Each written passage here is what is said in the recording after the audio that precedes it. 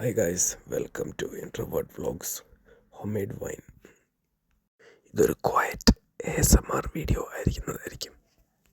നമ്മുടെ വീട്ടുമുറ്റത്തുണ്ടായ ചുവന്ന മുന്തിരികൾ കഴുകിയെടുത്ത് ഉണക്കി അത് ടിഷ്യൂവിൽ ഒപ്പി എല്ലാം വെള്ളവും കളഞ്ഞ് ക്ലീനാക്കിയിട്ട് നമ്മൾ കുപ്പികളും വാഷ് ചെയ്ത് ക്ലിയറാക്കി നമ്മളത് കുപ്പിയിലൊഴിച്ച് പഞ്ചസാര, നമ്മൾ ബ്രൂവിങ് പഞ്ചസാരയാണ് മേടിച്ചത്. ബ്രൂവിങ് പഞ്ചസാര സ്പെസിഫിക്കലി ബ്രൂവിങ്ങിനായിട്ട് ഉണ്ടാക്കിയതാണ്. അത് സാധാ ഷുഗർ മാതിരിയല്ല. ഇത് പെട്ടെന്ന് ബ്രേക്ക് ഡൗൺ ആവും, പാർട്ടിക്കിൾസ് ഒന്നും ഇല്ലാതെ വെള്ളമായിട്ട് അബ്സോർബ് ആവും. പിന്നെ നമ്മൾ ഈ കാണിക്കുന്നത് കുപ്പീൻ്റെ അടപ്പിൽ ഓട്ടയുണ്ടാക്കി എയർ ലോക്ക് സിസ്റ്റം പിടിപ്പിച്ചിട്ടാണ് നമ്മൾ വൈൻ സെറ്റ് ചെയ്യണത്. നമ്മൾ അന്നേരം ഈ മുന്തിരിയിടും, അതിനെ ഞെക്കി ഞെക്കി ഒരു ലെയറാക്കും, പിന്നെ പഞ്ചസാര ഇടും, പിന്നെ മുന്തിരി, അങ്ങനെ ലെയറാക്കിയിട്ട് അതിൻ്റെ വെള്ളത്തിൽ മാത്രം മിക്സ് ചെയ്ത് നല്ല ക്ലീൻ വാട്ടർ ഒഴിച്ച്, ഒരു സ്മോൾ പാർട്ടാണ് നമ്മൾ വെള്ളം ഒഴിച്ചത്.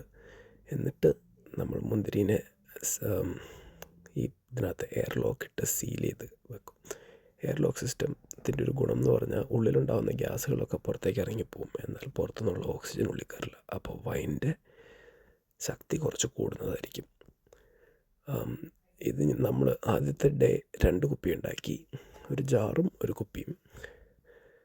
കുറച്ചും കൂടെ മുന്തിരി ഇരിപ്പുണ്ട്, അത് സെറ്റായി കഴിയുമ്പോൾ നമ്മൾ കുറച്ചും കൂടെ ഉണ്ടാക്കുന്നതായിരിക്കും. ഒരു വലിയ ബക്കറ്റാണ് ഞാൻ മേടിച്ചത്, കുറേ ഉണ്ടാക്കാനുള്ള എക്സ്പെക്റ്റേഷനോടെ. നമ്മുടെ ഫ്യൂച്ചറിൽ കുറച്ചും കൂടെ വൈനുകൾ ഉണ്ടാക്കാം എന്നുള്ളൊരു എക്സ്പെക്റ്റേഷനോടാണ് ഞാൻ ഇത് തുടങ്ങുന്നത്.